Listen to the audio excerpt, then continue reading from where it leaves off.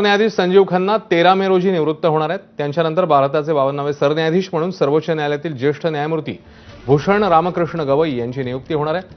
नागपूरचे असलेले भूषण गवई यांना 14 मे रोजी राष्ट्रपती द्रौपदी मुर्मू यांच्या हस्ते सरन्यायाधीश पदाची शपथ देण्यात येणार आहे।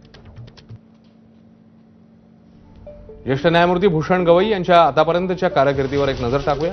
अमरावतीत 24 नोव्हेंबर 1960 रोजी त्यांचा जन्म झाला। 1990 मध्ये बॅरिस्टर राजा भोसले यांच्या मार्गदर्शनाखाली मुंबईत त्यांनी वकिलीला सुरुवात केली। 14 नोव्हेंबर 2003 ला मुंबई उच्च न्यायालयात त्यांना बढती मिळाली। निष्पक्ष वकील अशी त्यांची ख्याती आहे। आता एनडीए परीक्षेसंदर्भातली बातमी येते। ऋतुजा वराडे अव्वल आली आहे। एनडीए परीक्षेच्या निकालात देशामध्ये ऋतुजा पहिली आली आहे। एनडीएच्या प्रवेशासाठी यंदा 1.5 लाख मुलींनी परीक्षा दिली होती, ज्याच्यामध्ये ऋतुजा वराडे ही अव्वल आलेली आहे।